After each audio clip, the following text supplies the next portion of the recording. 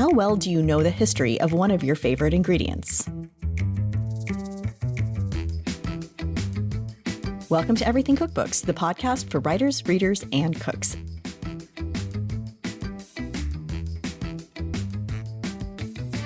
I'm Kate Leahy, and today I'm here with Molly Stevens.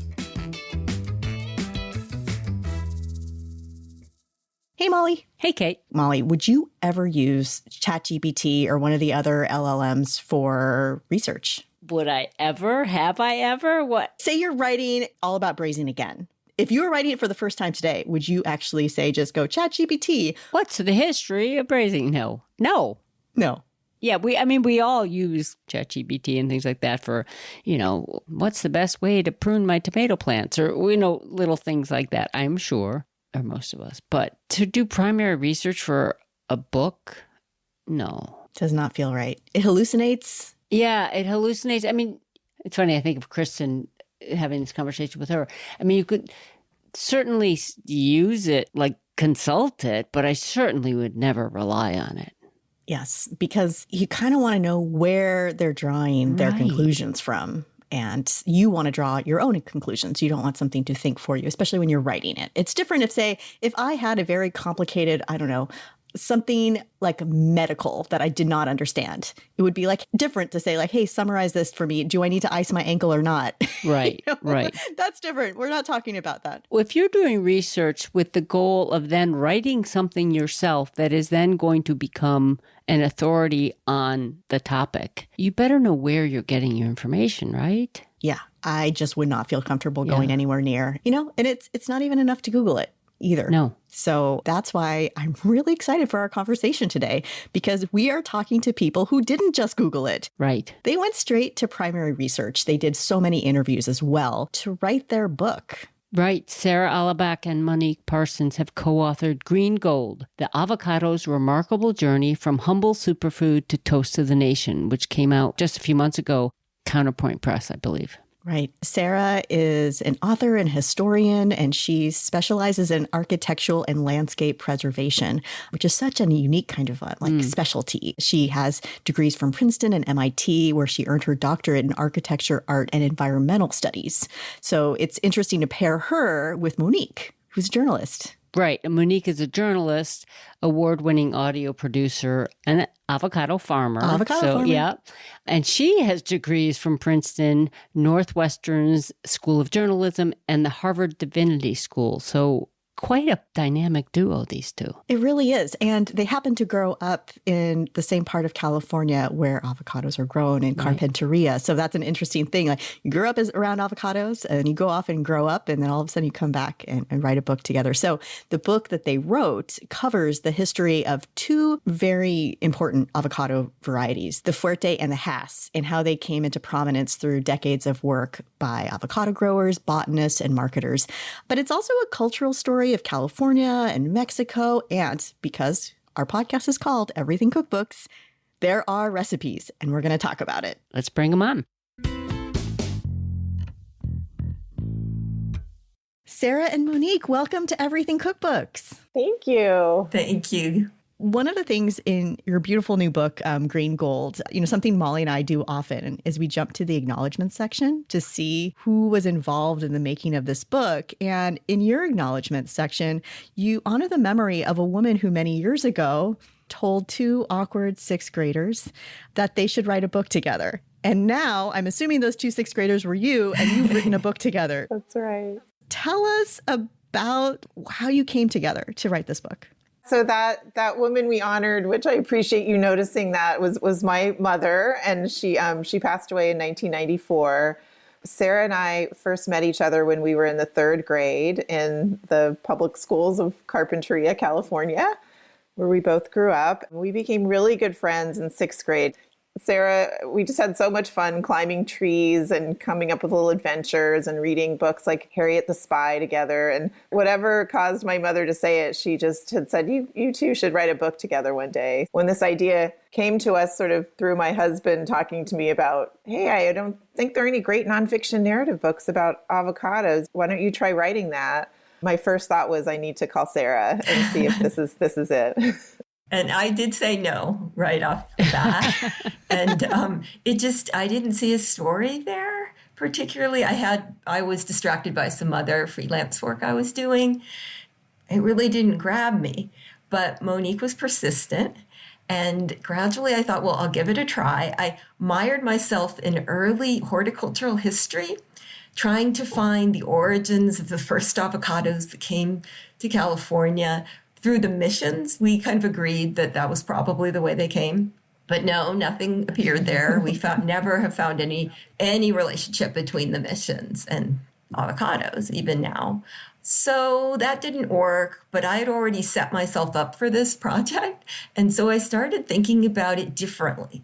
I started thinking about it as being a story, a character-driven story that would be about the origins of the industry in California specifically. How did that evolve? I had many false starts, but ultimately found the Popenoe family, Wilson Popenoe, and his father, Fred Popenoe, who were responsible for introducing the first major avocado from Mexico to California at a nursery called West India Gardens. Fred was a founder of the California Avocado Association. So that's all very important for me as a historian to try to be thinking of what sources can I use to write this book. And this California Avocado Association published a bi-yearly yearbook with everything that they were doing from 1915 actually to the present. And they're digitized. And so I was able to start looking at what these folks were doing beginning in 1915, finding out from that who they were, and then going backward and looking for the Popenoe papers, which are completely digitized by Carnegie Mellon University. And that was a huge surprise, because then that opens you up to correspondence from Wilson, who was in Florida much of the time, and to his father. And so I was able to do things like look up dates and connect it to what was happening with the association. Once I could do that, I knew this was going to be great. So, Sarah, you're an historian and an author. But for people who don't really understand the process of primary research, I mean, we just Google things, right? You know, so you had this avocado yearbook from the Avocado Association, or 1915, but the book starts in like 1890, around then. It flashes back even to the Aztecs. Yes. So just talk to us about what primary research, what does that mean? And how do you even begin to go about it? I would have liked to have visited every archive that was available across the country, but I couldn't. I didn't have those resources. So I found my own. I won't say completely online. I did a lot of interlibrary loan for certain books that I needed, but the primary archives I was able to use were this yearbook that is digitized completely on the Hattie Trust. The Hattie Trust is a gift to everyone, and especially to people who write cookbooks. And it's a nonprofit digital archive. The contributors are universities throughout the country and major research libraries. And they've digitized millions of documents, accessible digitized records of multiple cookbooks. They actually have curated cookbook collections. Wow. One of them is a 19th century collection. One of them they call it the African American collection. And one goes from 1820 to 1900. So those are valuable for anybody who's writing about food now to start taking a look at what they can find from the past and make some interesting connections, which I was able to do in the book. I use the Hattie Trust to even download complete volumes, and you can search in them. You have to learn how to do that, and it's not so easy.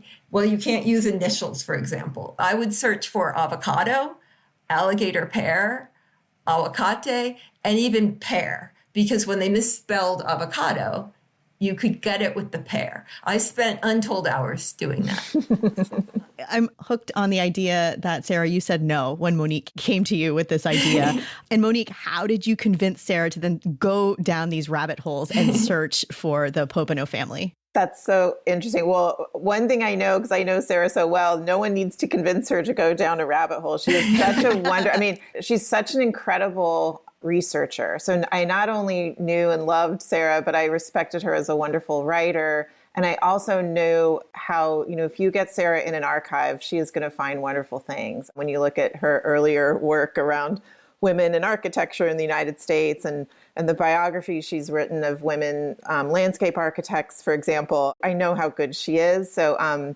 it was just a matter of being patient and waiting for Sarah to find that treasure trove that we didn't know was out there. We hoped it was. The thread that she could then follow. Yeah. If you hadn't found the Popenoe family, if you hadn't found that thread in all those yearbooks with the association, could this book have happened? Not this kind of book. Yeah, the Hunt archive, too, was so important. Mm-hmm. Yeah. Also, we have to add newspapers.com, which was a major source. Digitized newspapers really helped both of us, too. I would go around in circles going between Hattie Trust Resources and the correspondence, which lined up with the yearbooks. So you could find out what Wilson was telling his father about the meeting in 1915 across the country. He wrote about every other day. He's an amazing writer himself.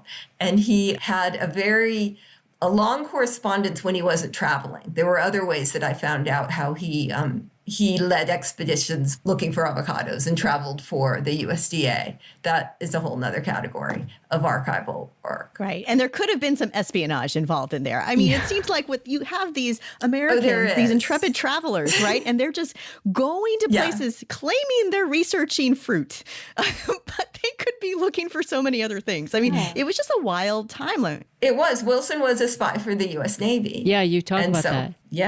Yeah, I was hoping to find more on that, but he never found much, though he loved doing it.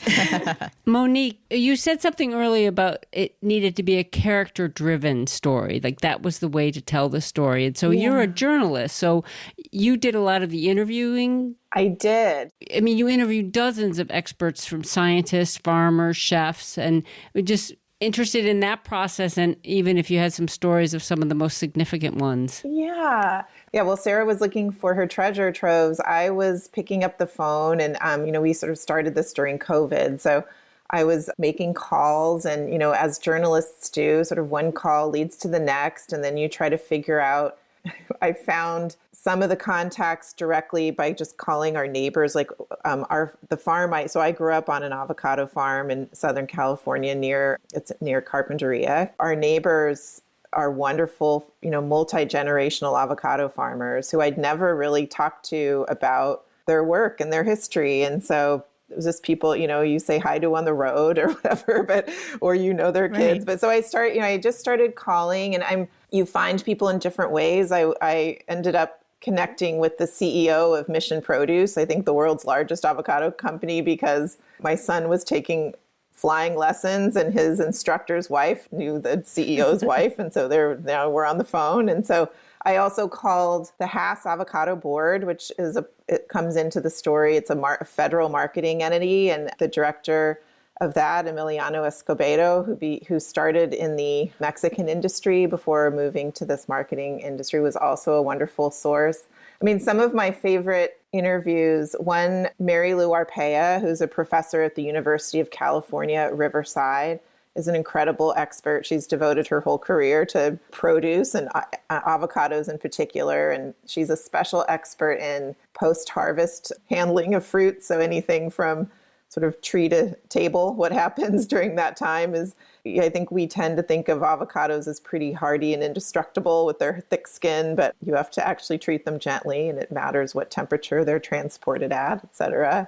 I followed her through orchards, and I went to her lab and I did a tasting. I got to participate in an avocado tasting that she runs out of a lab in Central California to try to understand. They're always trying to bring new varieties online, and so figuring out when they're the best and what texture people like. And so that was super interesting too. Monique, my favorite was your interview of Marion Popenoe, Wilson's daughter, in Guatemala. Yeah. Yes. And that is the great narrative thread we have to be able to pass on between the two parts of the book. Yes. And I think Sarah must have found out about her and that she was still living in Guatemala, and she's a retired archaeologist. I tracked her down and was able to have a phone call with her. She was absolutely delightful, and she told me that There's still a Fuerte avocado tree, the kind of that first famous avocado that her father and grandfather had brought up from Mexico. And there's still one there in Guatemala near their family home, and she enjoys its fruit every year. And she talked also about some of her archaeology and finding charred avocado seeds at these Mayan archaeological sites that sort of showed they were being used. The pits of avocados were being used almost as as coals. Well, because the oil content, they burn really slowly. Oil, you talk and they're about so dense. Exactly. Yeah. She was a delight. That was a really fun one. And another, Ellen Brokaw, who is the wife of the founder of Brokaw Nursery, and actually herself is a founder of Brokaw Nursery, which is really, I think, the world's most significant avocado nursery, and has sites now in Spain and Jalisco, Mexico, as well as here in California. And she's in her 90s, and she was full of stories. So I loved interviewing the 90-year-old women who had seen so much. Absolutely. Well, I would imagine they, especially Marion Popenoe and Brokaw, to know their stories being told.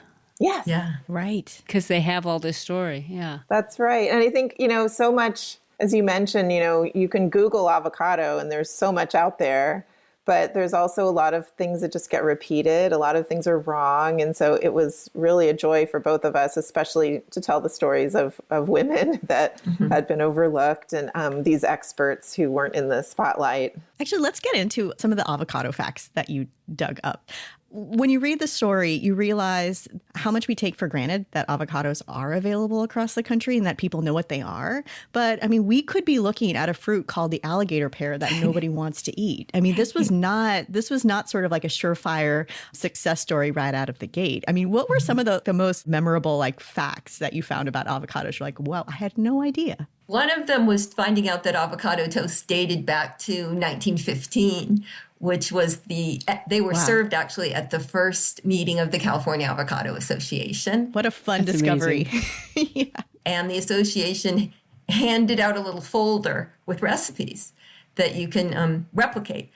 This is a fact that AI hasn't picked up on, and nor has the New York Times. The New York Times had 1920 as the date for avocado toast. And one of my little sort of greedy success stories is that I found out that what they had done is they had gotten a reprint of the 1915 recipe from a 1920 newspaper. Oh. So they just took the newspaper as being legit and didn't look into it further. But that had come 5 years earlier from the association. So that's the kind of nitty gritty that keeps you going on a book like this. So it wasn't Gwyneth Paltrow who came up with it? Or the Australians? Because I think that was another rumor. No, that's what my nephew, he was sure. It's got to be the Australians. It's so funny. Yeah. Everyone has their idea about it. Right. But when you realize it's more than 100 years old, it also makes you I would imagine it would make a person writing a cookbook want to delve backward to try to see how they were serving it, what they were serving it with, the attitudes of that,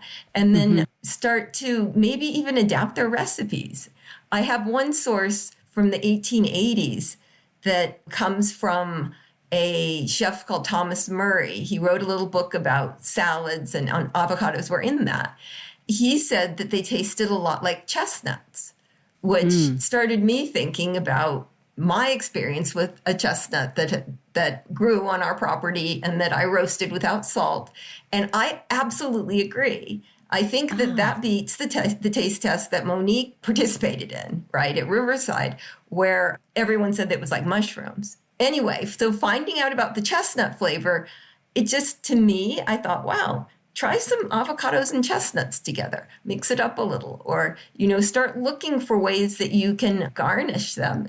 And there's so many possibilities, is what I'm saying. Absolutely. I'm so glad you brought up the recipes, because every chapter in the book starts with a recipe.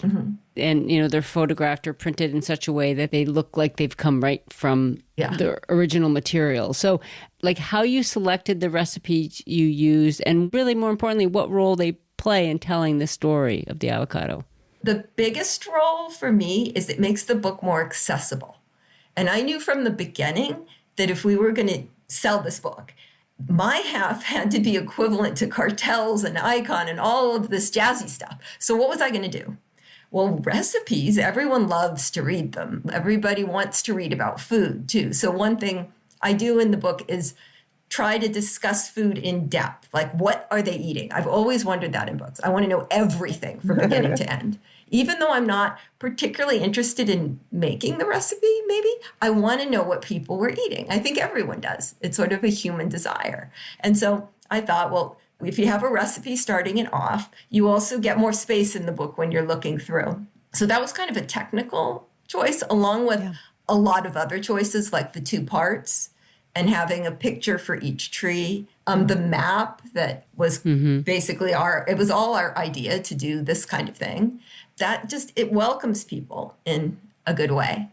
And then choosing them involved often a topic we were focused on in the book, but not always. Sometimes it was just sort of like, okay, West India Gardens had a brochure with a early recipe, and we needed to emphasize that, so we're going to pick that one. Monique, you chime in with what was inspiring for your half.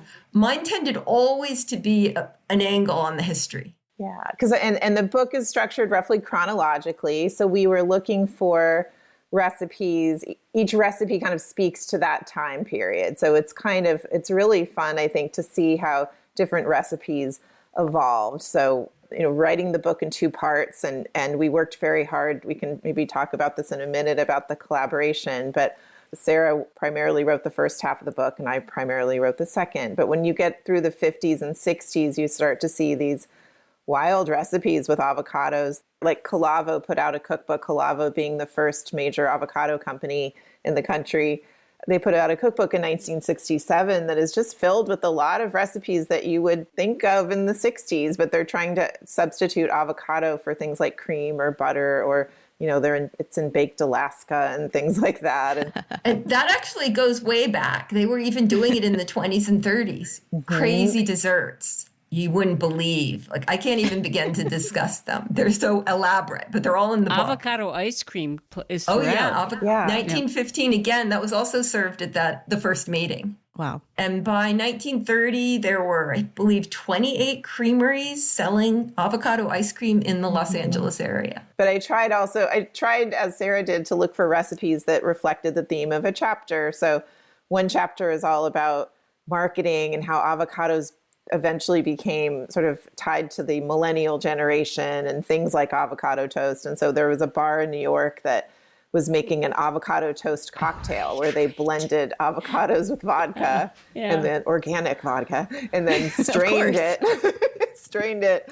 You dip the rim of the glass in toast crumbs or something. And it was just fun to see what people were coming up with. And then one of the challenges, so there was, Sarah mentioned cartels, there is a chapter looking at the violence that avocado industry in Mexico has been subject to and has to navigate around. It's like, how in the world am I going to find a recipe that deals with violence in Mexico? But I ended up having a wonderful interview with Rick Bayless, the chef based in Chicago. And it turns out that he had been invited by President Obama to cook at President Obama's first state dinner of his term. And it happened to be with the president of Mexico.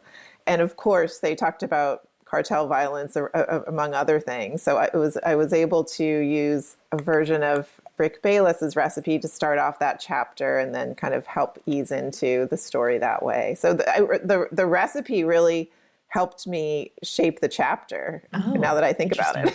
Was that also the chapter where you quote the Chicago Sun-Times headline about all the kilos of cocaine that were smuggled in guacamole? Yes, exactly. And I think the headline was Holy Guacamole. Exactly. Yes. There was bricks of cocaine inside frozen avocado pulp. Yeah. Oh my! And then the person who discovered the bust, he could not look at guacamole the same. Right. It's like, I never want it again. Ever again. Ever again. Yes. So that's the thing about this book. There's so many layers. There's so many tidbits. I mean, any kind of person who likes to impress people at a cocktail party, they read this book and they can be able to tell you about the Hass tree. I mean, I had no idea about the story of the Hass avocado and how it's kind of amazing that it is the dominant avocado that we eat today, because it didn't stand out back when it was first discovered, and it might have just never been grown. It could have just been pulled out of the ground right then. Exactly. But you have a lot about Hass and Mr. Haas did not really make any money off of having an avocado named after him. Yeah. And I think we tried to keep putting ourselves in that mindset, because when something is so ubiquitous now, it's hard to imagine that there was a time where, like, of course, this was not preordained that this was going to happen that way. And so you had asked about what are some of the interesting avocado facts we learned. One is that, there are more than 1,000 named varieties of avocados. Right. And you plant a seed. We tend to say they're like people. You plant a seed and you never know what characteristics are going to come from that tree and that fruit. They'll bear some of the characteristics of the parent tree, but it's not assured. So you use grafting techniques to replicate a certain variety that you want to keep. But, the Hass survived because it does have some great qualities for the industry. It's got that nice thick skin that ships well. It has a seed that pops out pretty nicely. Sarah and I have been trying different varieties. At some of our book talks, we partner with Brokaw Ranches, which they still grow a great variety of avocados as part of their founder sort of experimentation days. And, some of the seeds they get stuck inside, or they're really huge and there's very little pulp. And so they're all a little bit different, but the Hass is nice in that way, and it tastes really good, and the trees are pretty prolific. But it was very controversial at the beginning whether that one was going to be the one, because it had competition, and also there was great concern that Americans would not eat a black avocado, an avocado that turns black when ripe, that they would think it had gone rotten, and because the prevailing kind, the Fuerte, stays green when ripe, and then people might have seen avocados from Florida, most of which stay green, and the sort of West Indian variety. So it surprised us, I think, how much work it took for these people to kind of champion a variety that then, as they were watching, we saw in these yearbooks, there would be reports every year about productivity of different varieties. And little by little, the Hass started to lead until 1973. It became the dominant variety in the orchards in California. Yeah. It's so interesting that you mentioned the work that it took, because, honestly, before I read this book, I guess if you would ask me, are there different varieties or a lot of different varieties of avocados, I'd probably say, I guess. But, and unlike something like apples or oranges that we're used to seeing, we see maybe one or two, depending on where we shop. But the work that the avocado industry put into trying to influence the way the avocado was perceived. And in 1978, I think you tell us that only 25% of Americans even knew what an avocado was. That's remarkable, right? Yeah. And so I guess I'm asking about how the avocado industry, all the efforts behind marketing and reaching consumers, talked about Mr. and Mrs. Consumer back in the 50s, and, how important that was to the survival of the avocado market, really. Yeah. We both saw, looking both in the archives and then speaking to people and looking at some of the more recent studies even today, that the avocado industry is very focused on educating the consumer, because they know it takes some knowledge and some work to understand when they're ripe and how to store them in your kitchen. And even now you'll see on the internet, on social media, there'll be all these ways like, oh, here's how you keep your avocado ripe. And some of them are not at all true. I have to chime in here, because way back in 1915, again, that folder of recipes also talked about the gentle hand pressure to see when it was ripe. Right. That long ago, they were working. Education was one of the main goals. From the beginning, they knew they need to educate in order to sell it. And when did they discover that people wanted a ripe avocado? Talk about that. It was sort of a few things started happening at once. Some of the folks in the industry, and Steve Barnard, who I mentioned earlier, the CEO of Mission Produce, when he was getting started, this was one of his ideas. And there were others we talk about in the book that were very influential. But so he sort of came across the idea of, gee, I wonder what would happen if we tried to sell ripe avocados to consumers rather than the hard, unripe green ones that was the typical way. And so the University of California, Riverside, they got a few crates of avocados. They waited till they were ripe. And you can also, and this is used today, they use ethylene, which is a natural gas that fruit emit to help them ripen. So they can artificially introduce ethylene and help the avocados ripen more quickly. But they went to a grocery store in Riverside, California, and they put out a section of ripe avocados and a section of unripe, and just stood there for a few days and watched what happened. And I think, I forget the exact number, but over 90% of the people chose the ripe avocados, and they interviewed them afterwards, and it was it was really fascinating because people just said there was like an urgency that people felt of like, I can't wait. I mean, oh my goodness, I want it now. And why hadn't they thought of this sooner? So it was a huge game changer for the industry. And that study sort of gave them some of the data they needed to back up like, hey, this is really a good idea. It's so interesting that all this work, I mean, this is decades and decades of work to then have something that's become sort of ubiquitous at grocery stores across the country. And I feel like a lot of food writers get sort of side gigs. I know I have like writing recipes for a board, whether that's, the strawberry people or the raisin people or the prune people or whatnot. So all that does add up. There's no real overnight success in produce, it seems. But over time, if you look back, you're like, wow, there was a lot of groundwork. And now it feels like an overnight success. It's pretty remarkable. And how recipes, I think, Kate, what you say, how recipes do the work. Like recipes change people's behavior. Yeah. The Hass Avocado Board, this federal marketing agency, which has millions and millions of dollars every year because they take an assessment off of every pound of avocados sold. And they have a lot of money and they've been using it to fund health research and to also communicate directly with nutritionists. So what you're saying, it has me realizing like, oh, yes, of course, they're also hiring chefs to establish interesting recipes so that they can then give the nutritionists ideas of how you can use avocados in a healthy way, like in smoothies or as a substitute for butter sometimes, or in, their desserts where avocado is substituted for cream because of its oil content and consistency. Oh, remember Bob Berg recommended to substitute avocados for carafes of olive oil on a table. Yeah. And there was the whole controversy, right, between the olive people and the avocado people, and they kept like battling on who had the better fat.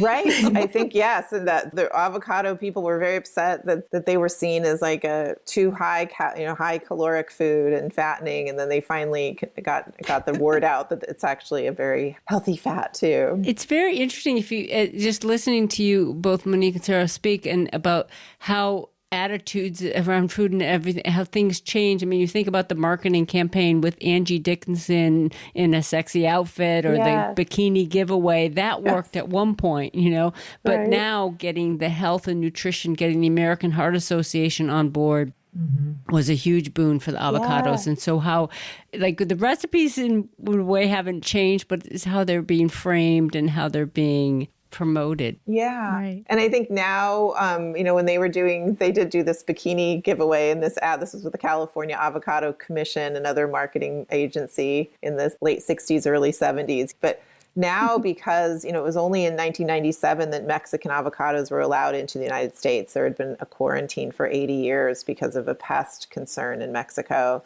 The USDA established this very elaborate system for screening orchards and packing houses in Mexico. But so over 10 years, beginning in 1997, Mexican avocados started coming in. And now that's also why they're ubiquitous. But I think some of these recipes are aimed at people who understand that, I can go to any grocery store just about now and get a fruit and know how to use it. But I've had a number of nutritionists come up to me and at book talks, whatever, and talk about like, have you heard of the Love One Today website because they have great recipes? And I was like, that's the Hass Avocado Board. Like they're doing their work.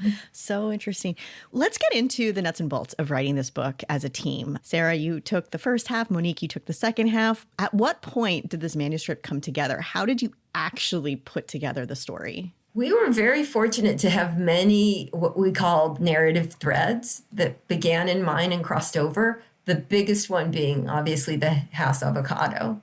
Also, most of these characters lived a pretty long time. I mean, Wilson Popenoe lived until 1975, and his book was even quoted at the World Avocado Congress in New Zealand, which Monique attended, by experts saying that his book about tropical fruit trees, the avocados plays a big role in the book, and maybe 90 pages of a manual of tropical fruit that he wrote in 1920, that is still called upon by experts today, which is kind of amazing. And those kinds of links, finding people who are looking for wild avocados in Guatemala and other places, finding out that those people then picked it up later when they worked for Riverside or a university and that they crossed it over, into the other part.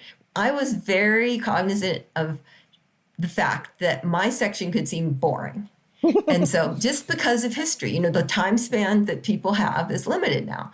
And so there were chunks where I needed to talk about the history of the USDA or the experimental testing stations or big themes. How do you get that in quickly and then move on to the story? So we did actually a lot of shifting. You might have noticed in the two parts where if I had a puzzling bit that wasn't working in mine, I'd give it to Monique. And if she had one, I'd take it.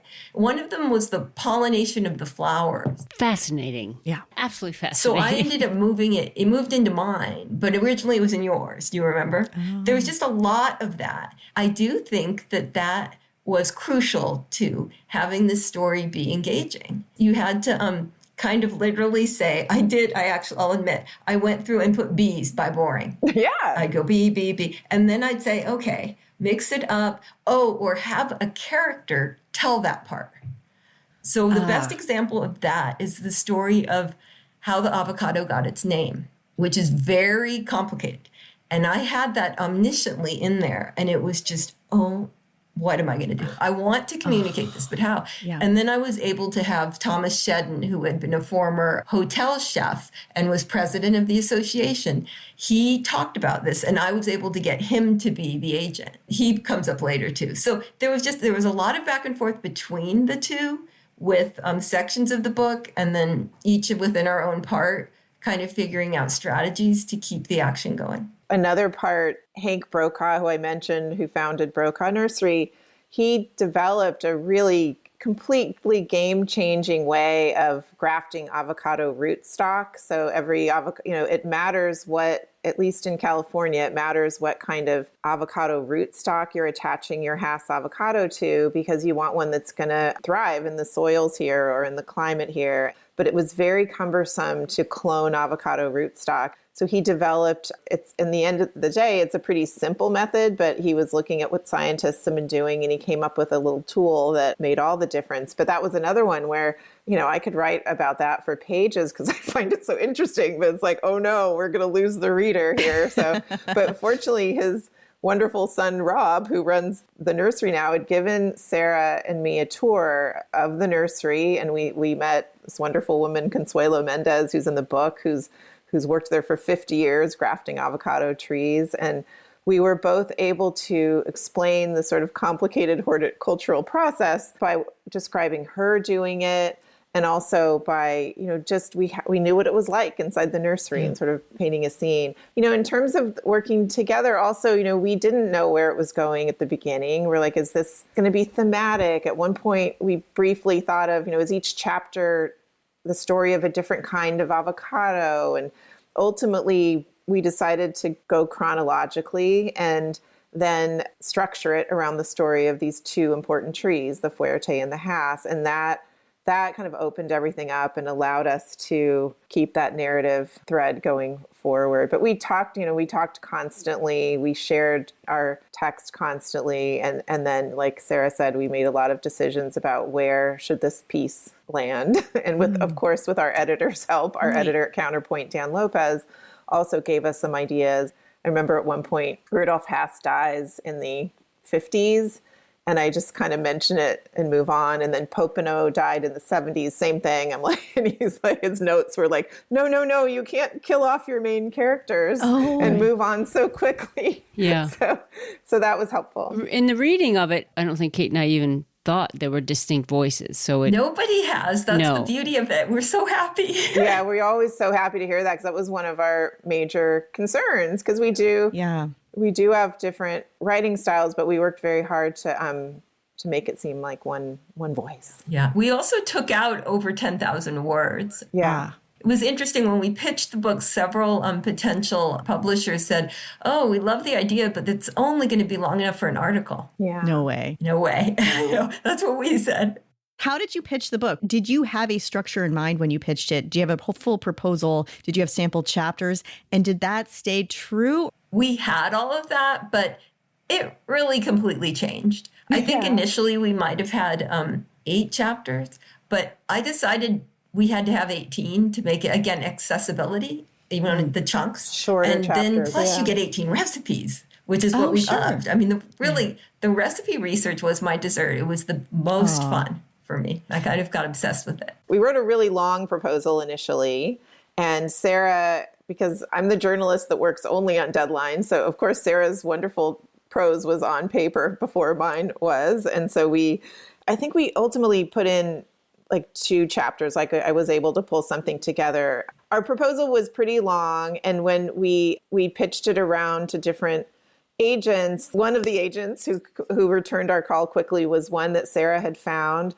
Stacy Glick from Distal, Goderich and Bro. And she'd represented an author who did an avocado cookbook back in 2015. Oh. Absolutely Avocados by Gabby Dalkin. Yeah. Yeah. And Sarah was like, let's just try her. And like it was like out of the slush pile, she called us immediately. It was like, and I really 12 give Sarah hours later. I'll never forget it. For finding that. So complete proposal, completely written, you had this very concrete idea, and then you sent it out to different agents, just to see who could. Yeah. So you weren't, say, finding the agent, then writing the proposal. Exactly. We knew what we were doing. We had this general vision, and so we had done a lot of work already before sending it out. I mean, we worked for a full year before sending it out, maybe longer, right, Sarah? Yeah, which I think is actually a very short time. We knew that we needed to get this book out, but if I could do it, I could have done it again, or if I was working 20 years ago, I would have wanted to spend 10 years. Yeah, same. I mean, there's just so much more we could have done. But we needed it to come out now. You needed it to come out now because someone else was going to write it? That's what we were worried about. Because of the avocado's popularity now. And we didn't want to lose the moment. Right. Luckily, it's still going strong.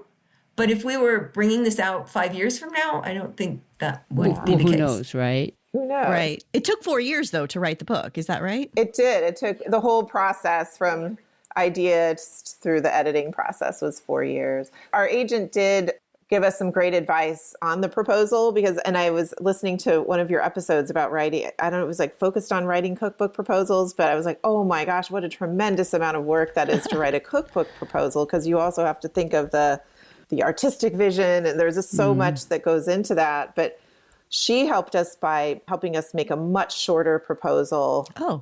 And really focusing in on those comps, which I know you guys have been good about mentioning to your listeners, because she wanted us to list comparable titles that have sold well within the last 5 years. And one of the things that we learned is that a lot of these sort of micro histories, nonfiction narratives about food in particular have not come out in the last 5 years. It's not the hip trend of the moment. And books about food are often by people with enormous platforms, whether they're chefs or influencers or social media stars. Right. And so we labored to find books that we could compare. And some of them were food books, but others were books about history or books, about historical figures, because we were trying to position our book in a category that it's definitely a food history, but as we said, it's also a narrative history about America. It's cultural history. Cultural history. There's a lot about U.S.-Mexico relations that we find really interesting, that I think it would be a worthwhile book for anyone studying and interested in that topic, the borderlands and all of that. People don't tend to look at history through the lens of a fruit, but when you do, it's pretty fascinating. Yeah. Is Green Gold been the title? Was that your working title, or is that a... It was. Yeah, we had the title from the beginning. Our subtitle was initially The Story of the Avocado's Rise to Fame, which we still like. but the editor came up with a sort of a longer, different subtitle, which is still lots of fun. It talks about avocado becoming toast of a nation, which people love that. It's clever. Cute. Clever. Yeah. Well, just thinking the thing about how long-lived some of these characters have been, I can't help but thinking that's because they've all been eating avocados their entire life. That's a really good question. Yes. Talk about a good marketing. Like, hey, you want to live a long time? Grow and eat avocados. That's really good. I hadn't thought of that. Yes. Yeah. As we're wrapping up our conversation, what were you both striving for when writing this book? And do you feel like you achieved it? I was striving for a book no one would want to put down. Just a really good read. Yeah, we both were. I mean, I think as a journalist, any writer, you spend all this time and you want people to find it a good story. And I think Sarah had to talk me down every now and then because, we do grow avocados on our farm in California. We have a few acres, and in a way I am part of the industry. And so every now and then I would get very concerned about offending someone or what if something's wrong and my neighbors are going to be mad at me? Like when you start doing something that gets really personal, it can get in your head. And Sarah helped me, take a deep breath and step back and realize no, we're here to tell a story. And there are so many stories that could be told about the avocado, but this is the one that we are doing. So I just can't stop thinking about you both in 6th grade. Just to think that you came back together to write a book about a fruit that you grew up around is really kind of like a full circle moment. Yeah, I really can't believe it, actually. I know. In retrospect. It was a lot of work and it was a lot of fun. And I think we both shed tears at a couple points along the way, but then as writers do. But yeah, it's been really a joy to see it, how it's been received. And it's a joy to be talking to you both. And I just think it's such an amazing example how we take our ingredients for granted, but we don't understand. I mean, I imagine Kate and I were talking about this before. There are many, many other ingredients that have equally compelling tales, but you've told a wonderful story, and I couldn't put it down. Oh, that's so nice to hear. And it does definitely want to make you, go out and get as many avocados as you can get your hands on. And it makes me wonder, there are very few cookbooks that specify what kind. And, some are creamier and some are firmer and some are a little sweeter. And so opening up chefs' minds to let's try a seasonal avocado in this one and a different variety and see how those act in different recipes, just as we do with, apples or other kinds of potatoes, other kinds of fruit and vegetables that we're accustomed to knowing have different varieties. An interesting full circle, like the beginning of the industry, they were trying to narrow it down to one type so consumers wouldn't be confused. Yeah. And now I wonder if we're getting to a moment where now it's time where we can open it up and we could go to our markets and find more than one type of avocado. Yes, definitely. Well, Monique and Sarah, thank you so much for coming on Everything Cookbooks. This has been such a delightful conversation. And Molly and I now know how to do our primary research a little bit more thoroughly. Great. Well, thank you. It's been a delight to talk to you. Thank you so much for having us. It was a real pleasure. Thank you for listening to today's show. If you have a question, a comment, or a guest suggestion, contact us at everythingcookbooks.com. We rely on listener support, and here are ways to help. You can subscribe to our newsletter at everythingcookbooks.substack.com. You can subscribe on Apple Podcasts, Spotify, or wherever you listen, and leave us a 5-star rating and a review. It really helps people find the show. Order books mentioned on the show through our affiliate page at bookshop.org. You can shop t-shirts, sweatshirts, and other great merch, or buy us a round of coffee. You can also reach out for advertising on the show or becoming a sponsor. Thanks, as always, to our editor, Abby Circutella. And until next time, keep on writing, reading, and cooking.